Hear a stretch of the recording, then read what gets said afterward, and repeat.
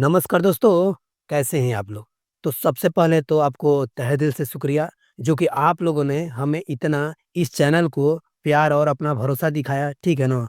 दोस्त हम भी आपको भरोसा दिलाते हैं कि जिस तरीक़े से आपने इस तरीक़े से सपोर्ट किया है, हमेशा आपका भरोसा कायम रहेगा, कभी आपका भरोसा नहीं टूटेगा, ठीक है ना? और हमें आपका सपोर्ट ये एहसास दिला रहा है कि आप लोगों को हमारा कंटेंट एग्ज़ाम ओरिएंटेड लग रहा है, ठीक है ना? तो दोस्त ऐसे ही हम आपको आगे भी पूरे एग्ज़ाम ओरिएंटेड ही क्वेश्चन कंप्लीट करवाते रहेंगे, ठीक है ना? हमेशा आप लोग इस तरीके से सपोर्ट बनाए रखिए, ठीक है ना? और फिर से वन्स अगेन दिल से शुक्रिया, ठीक है ना? तो चलिए अब हम सीधे अपने पॉइंट्स पे आते हैं। तो देखिए दोस्त आज का जो वीडियो है जीके फर्स्ट डिवीज़न यानी कि जिस तरीके से हम आपको जीके हमेशा कोई-कोई वीडियो लेकर आते रहते हैं जो कि एग्ज़ाम से काफ़ी ज़्यादा इम्पोर्टेंट रहता है। उसी प्रकार से आज के भी वीडियो में टॉप 25 क्वेश्चन्स लेकर आए हैं, जो कि एग्ज़ाम ओरिएंटेड काफ़ी ज़्यादा वीवीआई है, ठीक है ना? आप पहले एग्ज़ाम को एंड तक देखिए पहले वीडियो को आप एंड तक देखिए और उसके बाद आप खुद बताइए कि ये वीडियो आपके लिए कितना इम्पोर्टेंट है, ठीक है ना? तो देखिए ये आज का जो है प्रश्न को हम चलिए देखते हैं। नए व्यूअर से रिक्वेस्ट है कि अगर आप किसी भी स्टेट पीसीएस एग्ज़ाम की तैयारी करते हो या फिर एसएससी हो या रेलवे हो या फिर बिहार के कोई भी एग्ज़ाम हो, आप आराम से इस वीडियो को देखिए, आपको मालूम चलेगा कि आपको क्वेश्चन कितना इम्पोर्टेंट है, ठीक है ना दोस्त? तो चलिए हम बिना समय गवाए आज का जो है पहला प्रश्न शुरू करते हैं। तो देखिए पहला प्रश्न क्या है? तो देखिए पहला प्रश्न क्या है? ध्यान से देखिएगा दोस्त, ठीक है ना? पहला प्रश्न है ये वह कौन-सा आकाशीय पिंड है, ठीक है ना? आकाशीय पिंड आखिर वह कौन-सा है, जो कि परिभ्रमण और परिक्रमण यानी कि परिक्रमा और परिभ्रमण लगभग समान समय अवधि में पूरा करता है। यानी कि समान समय में यानी कि एक ही समय में दोनों काम करता है। यानी कि चारों तरफ अपने अक्ष पे घूम भी लेता है और किसी का चक्कर भी लगा लेता है। समझ में आ गया ना? तो ऑप्शन 4 है और कौन-सा ऑप्शन सही है ये आपको जवाब देना है। पहला प्रश्न क्या है? पहला ऑप्शन है पृथ्वी या फिर दूसरा है शुक्र या फिर सी है मंगल या फिर ऑप्शन डी है चंद्रमा। अब बताइए चारों ऑप्शन में कौन ऑप्शन सही है? समझ में आ गया ना क्वेश्चन क्या बोल रहा है? कि आखिर वो कौन सा इन चारों में से है जो कि परिभ्रमण यानी कि घूर्णन भी कर लेता है और परिक्रमा किसी का चक्कर भी लगा देता है लेकिन एक ही समय में कर लेता है। तो देखिए इसका सही आंसर क्या हो जाएगा दोस्त? फोटो भी लगा दी है, आप इस इमेज के अनुसार देख सकते हैं कि क्या है। तो देखिए ये जो चंद्रमा है ना चंद्रमा, ये जो है सेम समय में यानी कि एक ही समय में दोनों काम करता है। अपने अक्ष पे चक्कर भी लगा लेते हैं और किसी वस्तु का चक्कर भी लगा देता है। समझ में आ गया ना? यानी कि अपने अक्ष पे सेम समय में घूर्णन भी कर लेता है और किसी वस्तु का परिक्रमा भी कर लेता है। कितने समय में? तो 27.3 दिन में। समझ में आ गया ना? 27.3 दिन में जो है ये काम कर लेता है। अगर बात करें इसको घंटों में तो 27 दिन और 7 घंटों में ये काम कंप्लीट कर लेता है। समझ में आ गया ना? तो इसका आप ज़रूर ध्यान में रखिएगा। ठीक है? तो इससे का सही आंसर क्या हो जाएगा? चंद्रमा हो जाएगा। ठीक है? अब हम चलते हैं अगले प्रश्न पे, ठीक है ना? देखिए सभी क्वेश्चन को हम आपको जीके फर्स्ट रिवीजन में सारी तरह से मतलब विस्तार में नहीं बता सकते, लेकिन हमारे चैनल पे आप विज़िट कीजिए, ठीक है? और देखिए बिहार स्पेशल का भी हम आपको बहुत सारा क्वेश्चन करवाएँ, टोटल 2000 प्रश्नों का संग्रह करवा रहे हैं, ठीक है ना? और पार्ट 1, पार्ट 2 करके हम कंप्लीट करवा रहे हैं। आप जाइए मैप के माध्यम से भी उसमें कंप्लीट करवा रहे हैं, ठीक है ना? और थ्योरी तो करवा ही रहे हैं। और एमसीक्यू तो आपके सामने है, ठीक है ना? जो भी विद्यार्थी अगर सच में एग्ज़ाम के लिए ईमानदारी से तैयारी कर रहे हैं ना, आप जाइए और चैनल को विज़िट कीजिए। इस तरीके से भी बहुत सारे क्वेश्चन मिलेंगे और बिहार से भी बहुत सारे क्वेश्चन मिलेंगे, ठीक है ना? साइंस के भी बहुत सारे क्वेश्चन आपको कंप्लीट हम करवाते चल रहे हैं, ठीक है ना? अब हम चलते हैं दूसरे प्रश्न को देखते हैं। दूसरा प्रश्न क्या है? ध्यान से देखिएगा। बोल रहा है कि निम्नलिखित में से किस विद्युत चुम्बकीय तरंग में सबसे अधिक आवृत्ति होती है? यानी कि सबसे अधिक किस विद्युत तरंग में आवृत्ति होती है? ऑप्शन ए है रेडियो तरंगे में या फिर ऑप्शन बी है माइक्रो तरंगों में या फिर ऑप्शन सी है गामा तरंगों में या फिर ऑप्शन डी है पाराबैंगनी किरणों में। अब बताइए आपका सही आंसर क्या हो जाएगा? दोस्त आप कमेंट नहीं करते, ठीक है ना? कमेंट में अपनी राय रखिए, जो भी आपका आंसर है अपनी राय रखिए उसमें ताकि जानकारी किया जाए कि आपने कितना क्वेश्चन को सही तरीके से हल किया है, ठीक है ना दोस्त? तो देखिए इसका सही आंसर क्या हो जाएगा? ऑप्शन नंबर सी यानी कि गामा किरणें, ठीक है ना? जो गामा वेव होती है यानी कि गामा तरंगें, वो जो होती है विद्युत चुंबकीय तरंगों में सबसे अधिक आवृत्ति वाली होती है। कौन-सा? ऑप्शन नंबर 3 यानी कि गामा तरंगे, ठीक है ना? अब हम चलते हैं तीसरा नंबर प्रश्न को देखते हैं, ठीक है ना? देखिए तीसरा नंबर प्रश्न क्या है? ध्यान से देखते चलिएगा। बोल रहा है कि निम्नलिखित में से किन कारणों को इंद्रधनुष का निर्माण होता है, यानी किन कारणों से इंद्रधनुष का निर्माण होता है। देख लीजिए ये है इंद्रधनुष। और आपको मालूम है ना कि इंद्रधनुष कब बनता है? बारिश के बाद ही ये बनते हैं, इनको वर्षा के बाद ही बनता है और हमेशा सूर्य के सूर्य का जो होता है ना विपरीत दिशा में बनता है। इसको आप ज़रूर ध्यान में रखिएगा, ठीक है ना? अब हम देखते हैं आखिर किन कारणों से इंद्रधनुष का निर्माण होता है। अब ऑप्शन ए है अपवर्तन, परावर्तन और प्रकीर्णन से होता है, या फिर ऑप्शन बी है अपवर्तन और प्रकीर्णन से होता है, या फिर ऑप्शन सी है अपवर्तन और बिखराव से होता है, या फिर ऑप्शन डी है विपवर्तन और परावर्तन से होता है। बताइए इसका सही आंसर क्या हो जाएगा दोस्त, ठीक है ना? देख सकते हैं दोस्त कि आपको क्वेश्चन कितना बेहतरीन तरीके से करवाया जा रहा है, ठीक है ना? तो अगर चैनल आपको सच में एग्जाम ओरिएंटेड लग रहा है ना, तो दोस्त अपना विश्वास एक बार और बना के देखिए, ठीक है ना? जो भी नए व्यूअर्स हैं उनसे बता रहे हैं कि चैनल को दिल से सब्सक्राइब कीजिए और जुड़ जाइए हमारे चैनल से, अगर सच में आपको एग्जाम को फोड़ना है तो। समझ में आ गया ना? तो चलिए इसका सही आंसर देख लेते हैं। तो इसका सही आंसर क्या हो जाएगा? तो इसका सही आंसर हो जाएगा ऑप्शन नंबर ए। देखिए जब भी इंद्रधनुष बनता है ना, इसमें तीनों के तीनों सम्मिलित होता है। कौन-कौन सा? अपवर्तन भी होता है, परावर्तन भी होता है और प्रकीर्णन भी होता है। समझ में आ रहा है ना? ये तीनों के तीनों शामिल रहता है इंद्रधनुष के निर्माण में, यानी कि ऑप्शन नंबर ए हमारा सही आंसर हो जाएगा। और आपको हम बता ही दिए हैं कि जो भी इंद्रधनुष बनता है, सूर्य के विपरीत दिशा में बनता है और बारिश के बाद बनता है, यानी कि वर्षा के बाद बनता है। समझ में आ गया ना? अब हम चलते हैं चौथे नंबर प्रश्न पे, ठीक है? देखिए, चौथा नंबर प्रश्न क्या है? ये जो काफ़ी ज़्यादा वीवीआई प्रश्न है, ठीक है ना? ये काफ़ी ज़्यादा वीवीआई प्रश्न है और साथ में पी बाई क्यू भी है, यानी कि पूछा हुआ ये सवाल है। ध्यान से देखिएगा, बोल रहा है कि ये जो बुलेट प्रूफ जैकेट होता है, उसके निर्माण में आम तौर पर निम्नलिखित में से किस सिंथेटिक फाइबर का उपयोग किया जाता है? देखिए, 4 गो सिंथेटिक फाइबर दिए गए, इसी में बोल रहा है कि आखिर किसका उपयोग होता है? ऑप्शन नंबर ए रेयान का होता है, या फिर ऑप्शन नंबर बी सारन का होता है, या फिर ऑप्शन नंबर सी विनियोन का होता है, या फिर ऑप्शन नंबर डी केवलर का होता है। बताइए इसका सही आंसर क्या हो जाएगा? ठीक है ना? तो देखिए बहुत सारे क्वेश्चन आपको ऐसे देखने को मिले होंगे, ठीक है ना? तो आराम से कमेंट सेक्शन में अपनी राय और अपने आंसर बता सकते हैं, ठीक है ना? और हाँ दोस्त, एंड तक वीडियो ज़रूर देखिएगा, इससे आपको मालूम होगा कि आप कितना सही कर पाए हैं, ठीक है ना? आप क्वेश्चन को ही देख के बता सकते हैं क्वेश्चन आपके लिए कितना इम्पोर्टेंट है, ठीक है ना? तो देखिए इसका सही आंसर क्या हो जाएगा? बिना समझ आए ऑप्शन नंबर डी, यानी कि केवलर हो जाएगा। देखिए केवलर जो होता है ना, बुलेट प्रूफ जब जैकेट बनाया जाता है ना, इसको काफ़ी ज़्यादा इस्तेमाल किया जाता है। ये हल्का भी होता है और लेकिन काफ़ी मजबूत होता है। ये एक सिंथेटिक फाइबर है, यानी कि मानवों के द्वारा बनाया हुआ एक फाइबर है। समझ में आ गया ना? तो ऑप्शन नंबर डी हमारा सही आंसर हो जाएगा, ठीक है? अब हम चलते हैं 5वें नंबर सवाल को देखते हैं और काफ़ी ईमानदारी से आपको सारा क्वेश्चन को ध्यान से देखते हुए चलना है, ठीक है ना? क्वेश्चन काफ़ी ज़्यादा एग्ज़ाम ओरिएंटेड होने वाला है, ठीक है? देखिए 5वां नंबर सवाल क्या है? बोल रहा है कि प्रति ऊर्ध्वपातन की अभिक्रिया में किसमें परिवर्तित होता है? यानी कि देखिए ऊर्ध्वपातन को लेगा तो समझ जाइए कि सिर्फ ऊर्ध्वपातन की बातें कर रहा है, यानी कि ऊर्ध्वपातन अभिक्रिया की बात कर रहा है। लेकिन जैसे प्रति लगा देगा तो समझिए क्या है? रिवर्स की बातें कर रहा है, यानी कि रिवर्स ऊर्ध्वपातन में क्या अभिक्रिया हो जाएगा? तो बताइए 4 ऑप्शन दिए गए हैं, इसमें से कौन-सा सही होगा? ऑप्शन नंबर ए बोल रहा है कि गैस से ठोस में बदल जाएगा, या फिर ऑप्शन नंबर बी ठोस से गैस में बदल जाएगा, या फिर ऑप्शन नंबर सी तरल से गैस में बदलेगा, या फिर ऑप्शन नंबर डी क्या हो जाएगा? तरल से गैस में बदलेगा। बताइए इसका सही आंसर क्या हो जाएगा? पता है दोस्त बहुत सारे विद्यार्थी क्या करते हैं ना कि जैसे ऊर्ध्वपातन दिखाई देता है तुरंत क्या करते हैं ठोस से गैस में मार देते हैं, तुरंत बी नंबर ऑप्शन मार देते हैं।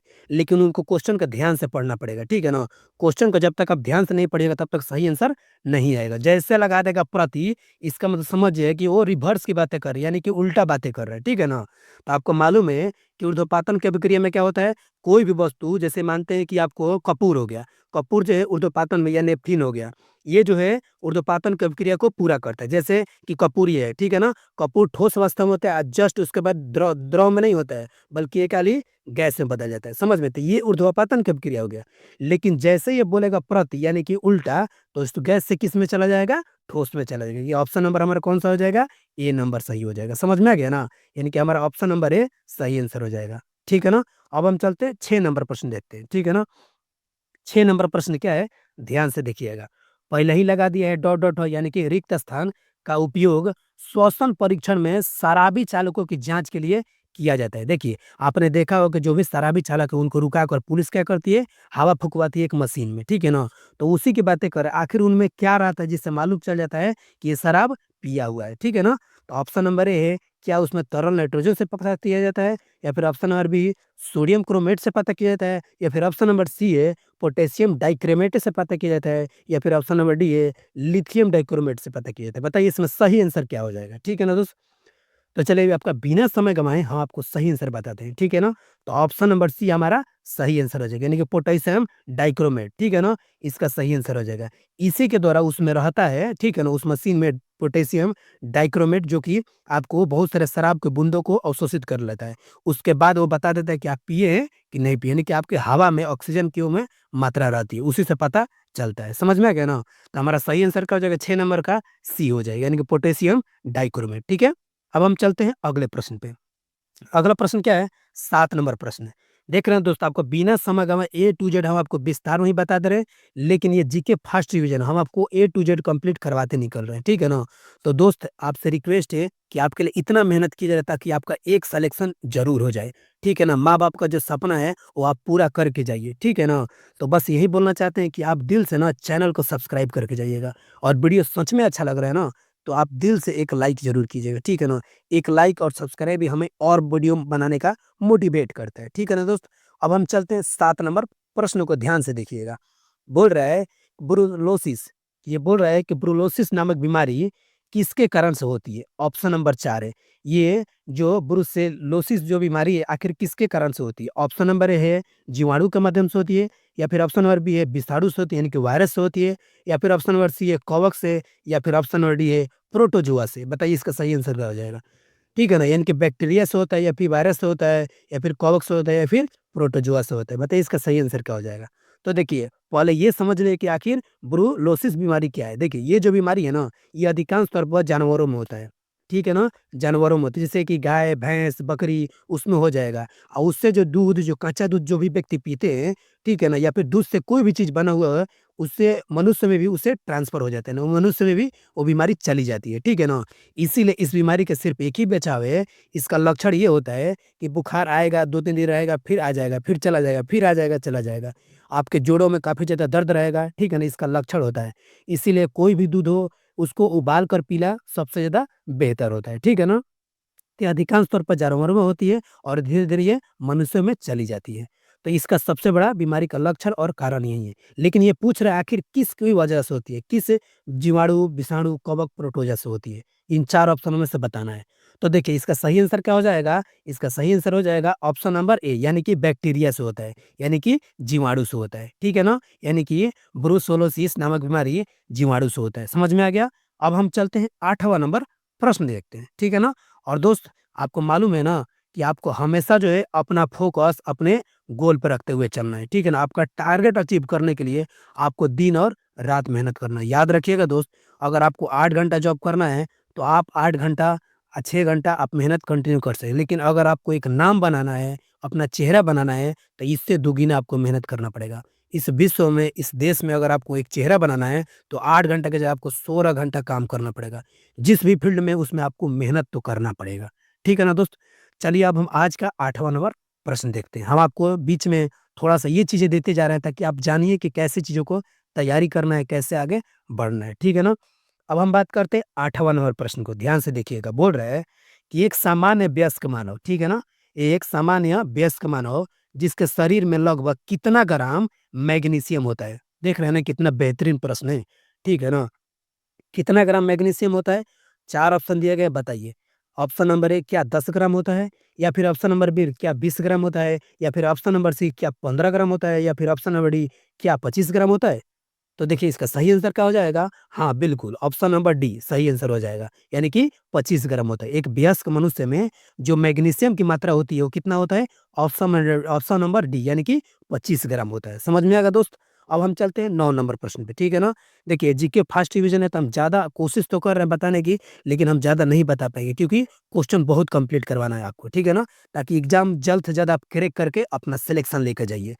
तो देखिए ये 9 नंबर प्रश्न क्या बोल रहा है, ध्यान से देखिएगा। बोल रहा है कि ये जो सूक्ष्म जीव है, ये मृत पौधों से किसका उत्पादन करने के लिए कार्य करते हैं? ठीक है ना?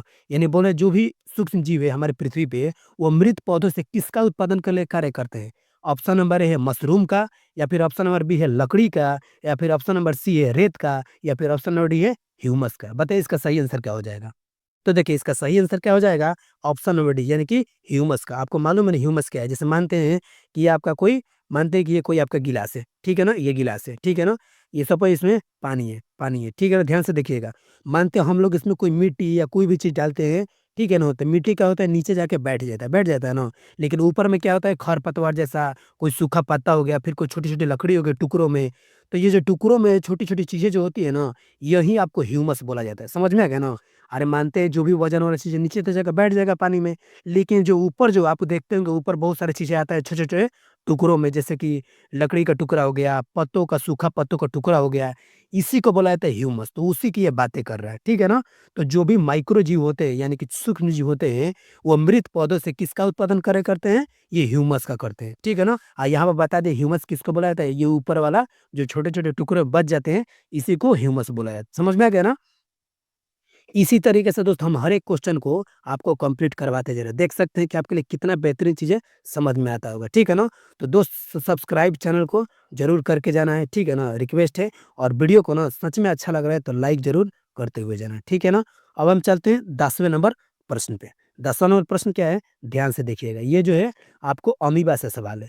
बोल रहा है कि अमीबा में भोजन का पाचन किसमें होता है? ठीक है ना? देखिए ये अमीबा है, आप देख सकते हैं इसी की ये बातें कर रहा है कि आखिर इसका भोजन का पाचन किसमें होता है।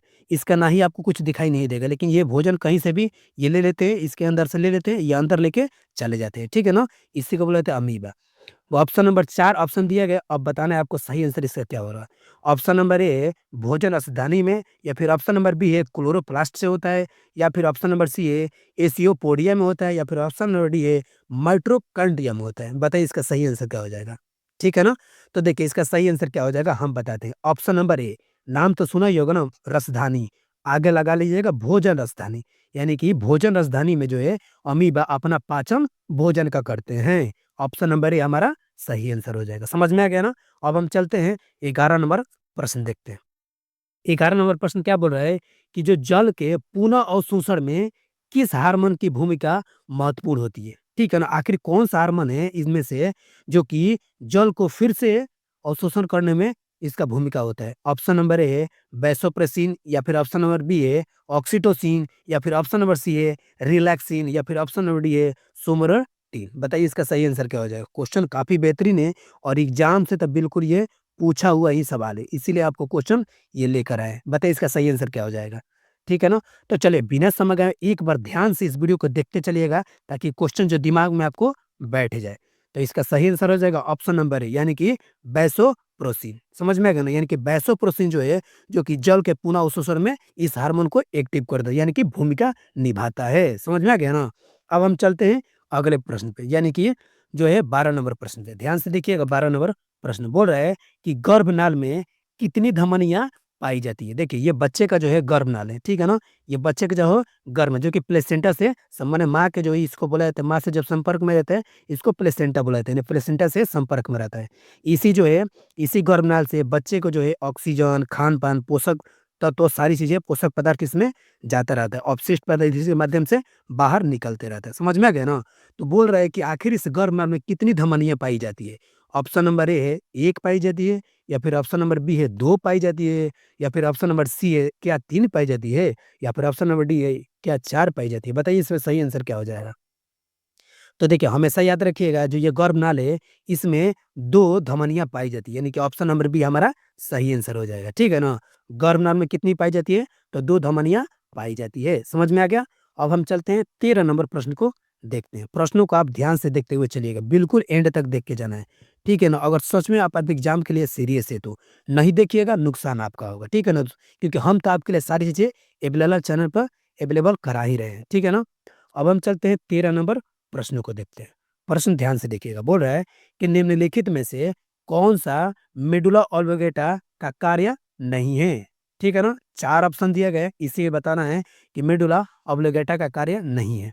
ऑप्शन ए है रक्तदाब का नियंत्रण करना या फिर ऑप्शन नंबर बी है हृदय के धड़कन को नियंत्रण करना या फिर ऑप्शन नंबर सी है उपापचय का नियंत्रण करना या फिर ऑप्शन नंबर डी है पेशियों के संकुचन का नियंत्रण करना। बताइए इसका सही आंसर क्या हो जाएगा? क्वेश्चन काफ़ी बेहतरीन आपके लिए, ठीक है ना? हर एक एग्ज़ाम में ये क्वेश्चन आपको कहीं न कहीं देखने को मिलेगा, ठीक है ना? तो बताइए इसका सही आंसर क्या हो जाएगा? 4 ऑप्शन दिया गया है, ध्यान से क्वेश्चन को बताते जाना है, ठीक है ना? तो देखिए इसका सही आंसर हम बताते हैं आपको क्या होगा। देखिए ये मेडुला ऑब्लिगेटा जो होता है ना, इसका कार्य कौन-सा नहीं है? याद रखिएगा, आपको बताएँ पिछली वीडियो में कि जब भी नहीं देता है ना, इसको ऐसे गोला कर लगा दीजिएगा, ठीक है ना? अपने एग्ज़ाम में, ठीक है ना? लगाने से इससे होता है क्या, हमारी आँखें जो है हाइलाइट पे जल्दी पड़ती है, तो इसको नहीं को गोला लगा लीजिएगा। अब हम आते हैं प्रश्न के ऑप्शन पे, ठीक है ना? देखिए रक्तदाब का नियंत्रण, देखिए मेडुला ऑब्लिगेटा का जो कार्य है ना, रक्तदाब का यानी कि जो बीपी है, आपका नियंत्रण करने का काम ये भी सही है। हृदय के धड़कन को नियंत्रण करना ये भी सही है। उपापचय जो शरीर में जितने भी सिस्टम काम कर रहे हैं, उसको नियंत्रण करना ये भी सही है। लेकिन बात करें कि पेशियों के संकुचन का नियंत्रण करना, इसका कार्य नहीं है। यानी कि ऑप्शन नंबर डी हमारा सही आंसर हो जाएगा। ठीक है ना? यानी कि मेडुला ऑब्लिगेटा का कार्य कौन-सा नहीं है? पेशियों को संकुचन का नियंत्रण करना, इसका कार्य नहीं है। समझ में आ गया ना? ऐसे ही प्रश्न आपको देख सकते हैं कितना बेहतरीन तरीके से कंप्लीट करवाया जा रहा है। ठीक है ना?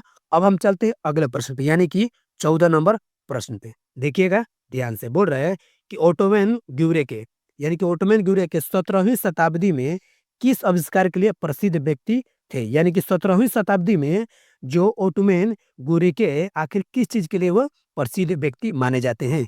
ऑप्शन नंबर ए है डीजल इंजन के लिए, या फिर ऑप्शन बी है वायु पंप के लिए, या फिर ऑप्शन नंबर सी है जेट इंजन के लिए, या फिर ऑप्शन नंबर डी है प्रतिदीप्ति विद्युत लैंप के लिए। बताइए इसका सही आंसर क्या हो जाएगा? क्वेश्चन काफ़ी जो है इम्पोर्टेंट है, तो आपको आंसर सही तरीके से बताते हुए आगे पढ़ना है, ठीक है ना? देखिए हम तो आपको बताएँगे ही, लेकिन आप खुद अपने आप से पूछिए कि आपने कितना सही आंसर किया है, ठीक है ना? ईमानदारी से बताइएगा दोस्त, ठीक है ना? तो देखिए इसका सही आंसर क्या हो जाएगा? ऑप्शन नंबर बी, ठीक है ना? यानी कि वायु दाब के लिए इनको जाना जाता है, ठीक है ना? वायु पंप के लिए इनको जाना जाता है, ठीक है ना? देखिए ये 17वीं शताब्दी में ना ये ओटोमैन ग्यूरेक थे, ये जो वायु पंप के आविष्कार के लिए ये काफ़ी ज़्यादा प्रसिद्ध व्यक्ति माने जाते हैं। समझ में आ गया ना? इसी तरीके से क्वेश्चन को आप देख सकते हैं कितना बेहतरीन तरीके से कंप्लीट करवाया जा रहा है। ठीक है ना दोस्त? अब हम चलते हैं 15 नंबर प्रश्न पे।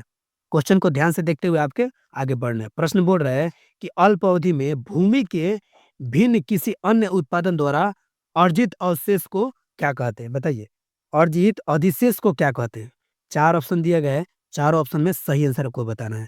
अब ऑप्शन नंबर ए देखते हैं आर्थिक लगान, या फिर ऑप्शन नंबर बी है निवल लगान, या फिर ऑप्शन नंबर सी है आभासी लगान, या फिर ऑप्शन नंबर डी है अधिसामान्य लगान। बताइए इसका सही आंसर क्या हो जाएगा? यानी कि बोल रहा है कि अल्प अवधि में, यानी कि छोटे समय में अगर किसी भूमि के भिन्न वाले अन्य उत्पादन के द्वारा जो भी अर्जित अधिशेष है उसको आखिर क्या कहते हैं? ठीक है ना? यानी कि कम समय में कोई भूमि है, उसको अलग-अलग करके उस पे उत्पादन किया गया और उससे जो अर्जित हो रहा है उस अधिशेष को क्या कहते हैं? इसी का आपको सही आंसर बताना है। तो देखिए दोस्त, ऐसे अर्जित अधिशेष को क्या कहते हैं? आर्थिक लगान कहते हैं। क्या बोलते हैं? ऑप्शन नंबर ए, यानी कि आर्थिक लगान कहते हैं। ठीक है ना? इसका सही आंसर हो जाएगा आर्थिक लगान। ठीक है, अब हम चलते हैं 16 नंबर प्रश्न को देखते हैं। तो देखिए इसका 16 नंबर प्रश्न क्या है? ध्यान से देखिएगा। बोल रहा है कि अंतर्राष्ट्रीय मुद्रा कोष निम्न में से किस सम्मेलन की देन है? अंतर्राष्ट्रीय जो मुद्रा कोष है आखिर किस सम्मेलन की देन है? अंतर्राष्ट्रीय मुद्रा कोष को क्या बोला जाता है? IMF, यानी कि इंडियन मॉनेटरी फंड बोला जाता है। समझ में आ गया ना? अब हम चलते हैं, अब 4 ऑप्शन देखते हैं। ठीक है ना? ठीक है ना? इसको इंटरनेशनल मॉनेटरिंग फंड बोला जाता है, ठीक है ना? तो इसी की बोल रहा है कि किस-किस सम्मेलन की देन है, ठीक है? 4 ऑप्शन है, ठीक है ना? आप देख सकते हैं 4 ऑप्शन को सही बताना है आपको। ए, बी, सी, डी। बताइए इसमें सही आंसर क्या हो जाएगा? ऑप्शन ए हवाना हो जाएगा, या फिर ऑप्शन बी है रोम हो जाएगा, या फिर ऑप्शन सी है जेनेवा हो जाएगा, या फिर ऑप्शन डी है ब्रेटन वुड हो जाएगा। बताइए। इसका सही आंसर आपको बताते हुए निकलना है, क्योंकि ये क्वेश्चन काफ़ी ज़्यादा इम्पोर्टेंट है, ठीक है ना? तो देखिए इसका सही आंसर क्या हो जाएगा? Brayton would. देखिए इस सम्मेलन को जो है ना ब्रेटन वुड के सम्मान की सम्मेलन की देन कहा जाता है। ऑप्शन नंबर डी हमारा सही आंसर हो जाएगा। यानी कि अंतर्राष्ट्रीय मुद्रा कोष जो है निम्न में से किसका सम्मेलन की देन होती है? तो ऑप्शन नंबर डी, यानी कि ब्रेटन वुड की सम्मेलन की देन है। समझ में आ गया? अब हम चलते हैं 17 नंबर प्रश्न को देखते हैं। ठीक है? बोल रहा है 17वां प्रश्न कि निम्न में से किसको चिपको आंदोलन के व्यवहारिक पक्ष के रूप में जाना जाता है? ठीक है ना? व्यवहारिक पक्ष के रूप में जाना जाता है, किसको जाना जाता है? 4 ऑप्शन दिया गया है। ऑप्शन नंबर ए है चंडी प्रसाद भट्ट को जाना जाता है, या फिर ऑप्शन नंबर बी है श्रीमती गौरा देवी को जाना जाता है, या फिर ऑप्शन नंबर सी है कॉमरेड गोविंद सिंह रावत को जाना जाता है, या फिर ऑप्शन नंबर डी है सुंदरलाल बहुगुणा को जाना जाता है। बताइए इसमें सही आंसर क्या हो जाएगा? ठीक है ना? ये चिपको आंदोलन से संबंधित प्रश्न है, ठीक है ना? उसी के बारे में ये प्रश्न बोल रहा है, ठीक है ना? तो देखिए हमेशा याद रखिएगा कि जो चिपको आंदोलन के व्यावहारिक पक्ष के रूप में कॉमरेड गोविंद सिंह रावत को जाना जाता है, यानी कि ऑप्शन नंबर सी हमारा सही आंसर हो जाए। कौन जाना जाता है? कॉमरेड गोविंद सिंह रावत को जाना जाता है। समझ में आ गया ना? देख सकते हैं ना प्रश्न कितना इम्पोर्टेंट है आपके एग्जाम के व्यू से। आप खुद देख सकते हैं कि ये क्वेश्चन आपके लिए कितना इम्पोर्टेंट है, ठीक है ना? अब हम चलते हैं आपको अगले प्रश्न को देखते हैं। अगला प्रश्न क्या है? इसके बाद अगला प्रश्न जो है 18 नंबर प्रश्न है। बोल रहा है 18 नंबर प्रश्न कि जो लानोज एवं कंपोज क्या है? घास के मैदान है। तो वहीं बोल रहा है कि लानोज एवं कंपोज घास किस बायोम के अंतर्गत आते हैं? इन 4 ऑप्शन में बताना है कि किस बायोम के अंतर्गत आते हैं, ठीक है ना? ऑप्शन नंबर ए है टाइगा बायोम के अंदर, या फिर ऑप्शन नंबर बी है शीतोष्ण बायोम के अंदर, या फिर ऑप्शन नंबर सी है ट्रूडा बायोम के अंदर, या फिर ऑप्शन नंबर डी है उष्णकटिबंधीय बायोम के अंदर। बताइए इसमें कौन से ऑप्शन सही आंसर हो जाएगा? तो देखिए आपको मालूम है कि जितने भी लानोज और कंपोज घास के मैदान हैं वो अधिकांश तौर पे उष्णकटिबंधीय बायोम के अंतर्गत आते ही हैं, ठीक है ना? यानी कि ऑप्शन नंबर डी हमारा सही आंसर हो जाएगा, ठीक है ना दोस्त? देख सकते हैं आपको कितना बेहतरीन तरीके से सारा क्वेश्चन कंप्लीट करवाया जा रहा है, ठीक है ना? अब हम चलते हैं अगले प्रश्न पे, 19 नंबर सवाल पे। बिल्कुल आपको समय नहीं गंवाया जाएगा, एकदम पॉइंट टू पॉइंट कंप्लीट कराते हुए आगे बढ़ा जाएगा, ठीक है ना? 19 नंबर सवाल क्या बोल रहा है कि निम्नलिखित में से कौन-सा टेस्टियल बायोम का उदाहरण है? यानी कि टेस्टियल बायोम का उदाहरण पूछ रहा है। 4 ऑप्शन दिए हैं, कौन-कौन ऑप्शन है देख लेते हैं। देखिए, पहला ऑप्शन बोल रहा है देगा, या फिर दूसरा बोल रहा है एंचुरी, या फिर ऑप्शन सी बोल रहा है केल्प फॉरेस्ट, या फिर ऑप्शन डी बोल रहा है कोरल रीफ। बताइए इसमें सही आंसर इसका क्या हो जाएगा? तो देखिए ऐसे प्रश्नों को ना दिमाग से लगाया जाता है, ठीक है ना? जैसे बोल रहा है कि टेरेस्ट्रियल बायोम, देखिए टेरेस्ट्रियल बायोम हमेशा जो है ना देगा के उदाहरण से संबंधित है, ठीक है ना? तो ऑप्शन नंबर ए हमारा सही आंसर हो जाएगा। देखिए जो व्यक्ति इसके बारे में जानते होंगे वही इसको सही आंसर लगा सकते हैं, ठीक है ना? तो देखिए इसका ऑप्शन नंबर ए हमारा क्या हो जाएगा? देगा, यानी कि ऑप्शन नंबर ए हमारा सही आंसर हो जाएगा, ठीक है? अब हम चलते हैं अगले नंबर प्रश्न पे, यानी कि 20 नंबर प्रश्न पे। ये जो प्रश्न है ये जी20 से संबंधित है। बोल रहा है 20 नंबर कि जो जी20 के 18वें सम्मेलन का आदर्श वाक्य यानी कि मोटो क्या था? ऑप्शन नंबर ए है एक पृथ्वी, एक परिवार, एक भविष्य, या फिर ऑप्शन नंबर बी है एक पृथ्वी, एक प्रकृति, एक जीवन, या फिर ऑप्शन नंबर सी है कि एक विश्व, एक परिवार, एक जीवन, या फिर ऑप्शन नंबर डी है एक पृथ्वी, एक प्रकृति, एक भविष्य। बताइए इन चारों ऑप्शन में से सही आंसर क्या हो जाएगा? यानी कि जी20 18वें सम्मेलन की बातें कर रहा है, ठीक है ना? आखिर इसका मोटो क्या था दोस्त? आपने तो बहुत सारा क्वेश्चन इसको देखा होगा, ठीक है ना? तो इसका मोटो क्या है? तो देखिए बिना हिचकिचाए एकदम ध्यान से मारना है, ठीक है ना? ऑप्शन नंबर ए, देखिए जी20 जब हुआ था ना 18वां सम्मेलन, उसमें ये मोटो दिया गया था कि एक पृथ्वी, एक परिवार और एक भविष्य, ठीक है ना? तो यानी कि वन अर्थ, वन फैमिली और वन फ्यूचर, इसी को ये आदर्श वाक्य के रूप में दिया गया था। समझ में आ गया ना? यानी कि ऑप्शन नंबर ए हमारा सही आंसर हो जाएगा। अब हम चलते हैं 21 नंबर प्रश्न को देखते हैं, ठीक है ना? तो देख सकते हैं दोस्त कि आपको कितना बेहतरीन तरीके से सारा का सारा क्वेश्चन कंप्लीट करवाया जा रहा है, ठीक है ना? दोस्त एक ही बस आपसे रिक्वेस्ट है, ठीक है ना? कि अपनी पढ़ाई को ना कभी सेकंड प्रायोरिटी मत दीजिएगा। हमेशा अपने पढ़ाई को, अपना गोल को हमेशा पहला स्थान दीजिएगा, ठीक है ना? क्योंकि माँ-बाप का सपना पूरा करने के लिए सिर्फ़ एक ही आदमी आपके पीछे लगा हुआ है, वो सिर्फ़ माँ-बाप हैं, ठीक है ना? और आप अपने भविष्य को तभी आगे बढ़ा सकते हैं, जब अपने गोल को अपनी साँस की तरह चाहिएगा, ठीक है ना? सोच सकते हैं आपको 1 सेकंड से 2 सेकंड अगर साँस ना मिले, तो आपकी हालत कैसी हो जाती है कि नहीं? तो आप अपने परीक्षा को, अपने एग्ज़ाम को और अपने भविष्य को अपनी साँस की तरह चाहिए, एग्ज़ाम यूँ ही निकल जाएगा, ठीक है ना? हमारे चैनल पे एक और वीडियो करवाए हैं कि आप एग्ज़ाम 1 साल में कैसे निकाल सकते हैं। आप जाइए उस वीडियो को देखिए, ठीक है ना? अगर आपको कम से कम नंबर आ रहा है, उस वीडियो देखने के बाद आप बता रहे हैं ना, साल भर से कम समय में आप कोई भी एग्ज़ाम यूँ ही निकाल सकते हैं। हाँ, बस कोई भी एग्ज़ाम से पहले आप अपनी पढ़ाई बिल्कुल ईमानदारी से करना पड़ेगा 100%, ठीक है ना? तभी ये चीज़ें कर सकते हैं। तो जाइए चैनल पे सारा वीडियो अवेलेबल है, ठीक है ना? अब हम चलते हैं आपको 21 नंबर प्रश्न देखते हैं। प्रश्न ध्यान से देखिएगा, बोल रहा है कि जो मानव विकास सूचकांक यानी कि बोल रहा है कि एचडीआई यानी कि ह्यूमन डेवलपमेंट इंडेक्स की बातें कर रहा है। बोल रहा है कि मानव विकास सूचकांक निम्नलिखित में से कौन-सा एक आयाम नहीं है, यानी कि नहीं बोल रहा है, ठीक है ना? तो नहीं को गोला लगा देंगे, ठीक है ना? अब बोल रहा है कि इनमें से आखिर कौन-सा आयाम नहीं है, पैरामीटर की बातें कर रहा है। ऑप्शन ए है लंबा एवं स्वस्थ जीवन जीने की क्षमता, ये नहीं है, या फिर ऑप्शन बी बोल रहा है ज्ञान अर्जन की क्षमता, क्या ये भी नहीं है, या फिर ऑप्शन सी बोल रहा है कि अच्छा जीवन स्तर प्राप्त करने की क्षमता, क्या ये भी नहीं है? या फिर ऑप्शन डी बोल रहा है स्वच्छ पर्यावरण की प्राप्ति यानी कि पहुँच हेतु योग्यता, क्या ये भी नहीं है? बताइए इसमें से कौन-सा यानी कि जो एचडीए यानी कि ह्यूमन डेवलपमेंट इंडेक्स का पैरामीटर नहीं है, यानी कि आयाम नहीं है। तो देखिए हमेशा याद रखिएगा कि लंबा एवं स्वस्थ जीवन जीने की क्षमता ये है। ऑप्शन बी भी सही है यानी कि ज्ञान अर्जन की क्षमता ये भी सही है, और ऑप्शन सी यानी कि अच्छा जीवन स्तर प्राप्त करने की क्षमता ये भी सही है। लेकिन कौन-सा सही नहीं है? तो स्वच्छ पर्यावरण की प्राप्ति यानी कि पहुँच हेतु योग्यता, ये जो है आपका पैरामीटर में नहीं आता है। समझ में आ गया ना? तो 21 नंबर प्रश्नों का सही आंसर क्या हो जाएगा? ऑप्शन नंबर डी हमारा सही आंसर हो जाएगा। ठीक है ना? ध्यान देखिएगा, नहीं पूछा हुआ है, यानी ऑप्शन नंबर डी हमारा सही आंसर हो जाएगा, ठीक है? अब हम चलते हैं 22 नंबर प्रश्न देखते हैं। 22 नंबर प्रश्न ध्यान से देखिएगा। बोल रहा है 22 नंबर प्रश्न है कि गहन जिला कृषि कार्यक्रम यानी कि आईएसडीपी की बातें कर रहा हूँ, को किस वर्ष प्रारंभिक किया गया था? ऑप्शन नंबर ए 1960-61 में, या फिर ऑप्शन नंबर बी है 1961-62 में, या फिर ऑप्शन नंबर सी है 1962-63 में, या फिर ऑप्शन नंबर डी है 1963-64 में। बताइए इसका सही आंसर क्या हो जाएगा? ठीक है ना? क्वेश्चन काफ़ी इंपॉर्टेंट है, इसीलिए आप इसको ध्यान से मारिएगा, ठीक है ना? तो देखिए इसका सही आंसर क्या हो जाएगा? जो गहन जिला कृषि कार्यक्रम कि नहीं आईएसडीपी जो है 1960 से 61 में शुरू किया गया था, यानी कि ऑप्शन नंबर ए हमारा सही आंसर हो जाएगा, ठीक है ना दोस्त?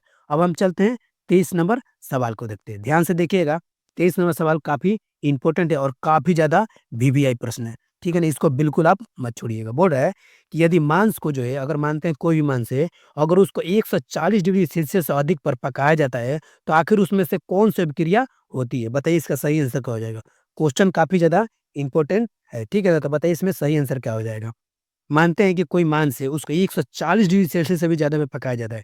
आखिर कौन-सा इसमें अभिक्रिया होती है? ऑप्शन नंबर ए वाष्पीकरण की अभिक्रिया हो जाएगी, या फिर ऑप्शन नंबर बी है ऑक्सीकरण की अभिक्रिया हो जाएगी, या फिर ऑप्शन नंबर सी है मेलाइड की अभिक्रिया हो जाएगी, या फिर ऑप्शन नंबर डी है इनमें से कोई नहीं। बताइए इसका सही आंसर क्या हो जाएगा? ठीक है ना? क्वेश्चन काफ़ी महत्वपूर्ण हो गया, इसीलिए आपसे ये प्रश्न पूछा गया है। तो बताइए इसका सही आंसर क्या हो जाएगा? तो देखिए इसका सही आंसर हम बताते हैं, अगर आपको नहीं जानकारी है, तो आपके लिए हम समय इसलिए 2 से 5 सेकंड दे रहे हैं ताकि आप इस क्वेश्चन को एनालाइज़ कीजिए और आप खुद बताइए कि सही आंसर क्या हो जाएगा। नहीं तो हम तो आपको बताएँगे ही, ठीक है ना? तो देखिए इस 23 नंबर प्रश्न का सही आंसर क्या हो जाएगा? मेलार्ड अभिक्रिया, यानी कि जो अगर मानते हैं 140 डिग्री सेल्सियस से भी अधिक पे अगर कोई मांस अगर पकाते हैं, तो उसमें मेलार्ड अभिक्रिया होने लगेगा, ठीक है ना? जो कि ये सही अच्छा नहीं है, ठीक है ना? स्वास्थ्य के लिए काफ़ी हानिकारक होने लगता है, ठीक है ना? यानी कि मेलार्ड अभिक्रिया हो जाएगा। अब हम चलते हैं 24 नंबर प्रश्न को देखते हैं। 24 नंबर प्रश्न काफ़ी ज़्यादा महत्वपूर्ण है। बोल रहा है कि क्षेत्रीय ग्रामीण बैंक की कुल पूँजी में राज्य सरकार का हिस्सा कितना होता है? आपको मालूम ही होगा कि आपने देखा होगा गाँव में कि जो क्षेत्रीय ग्रामीण बैंक होती है, जैसे कि उत्तर बिहार ग्रामीण बैंक, या फिर दक्षिण ग्रामीण बैंक, ठीक है ना? बहुत सारा आपने ग्रामीण बैंक देखा होगा। अब तो उसको मिलाकर बिहार सरकार ने बिहार ग्रामीण बैंक का नाम दे दिया है, ठीक है ना? उत्तर ग्रामीण बैंक को और दक्षिण ग्रामीण बैंक को मिला के क्या नाम दिया गया है? बिहार ग्रामीण बैंक, ठीक है ना? तो इसी क्षेत्रीय बैंक के बारे में बात पूछ कर ये क्वेश्चन जो इकोनॉमिक्स से है और काफ़ी बेहतरीन तरीका से ये क्वेश्चन पूछा गया है, ठीक है ना?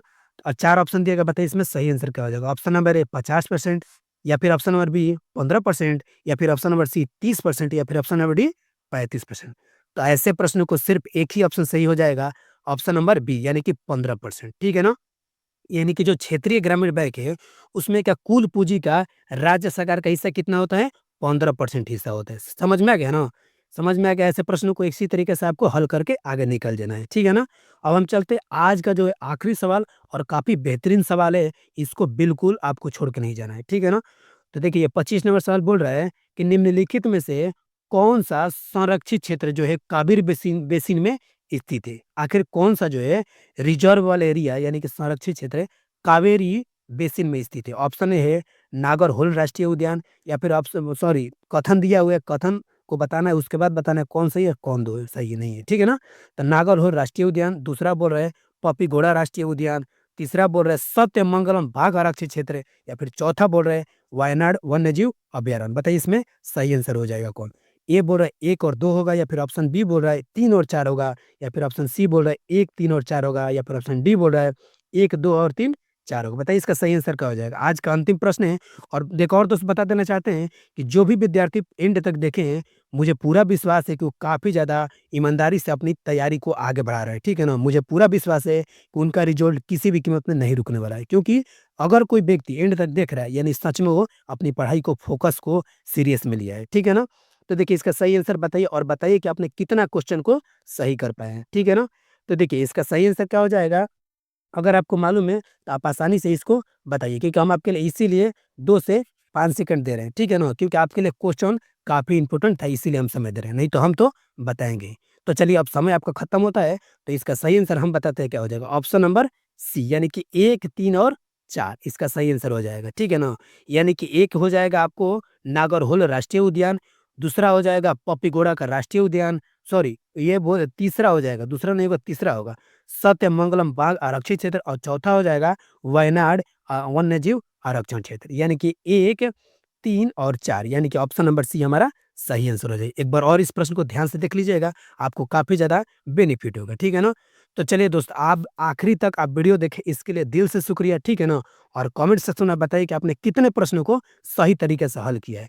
और ऐसे आप लोगों का जिस तरीके से सपोर्ट बनाए हैं, हमेशा ऐसे बनाए रहिए, आपके लिए कंटेंट हम बेहतरीन तरीके से लेकर आए हैं, ठीक है ना? चलिए वीडियो देखने के बहुत-बहुत धन्यवाद। फिर से एक वीडियो हम लेकर आते हैं शानदार और जानदार। तब तक आप अपने पढ़ाई को ध्यान दीजिए और अपना ख़्याल ज़रूर रखिए। और हाँ, चैनल को दिल से सब्सक्राइब करके ज़रूर जाते हैं। ठीक है ना? बाय।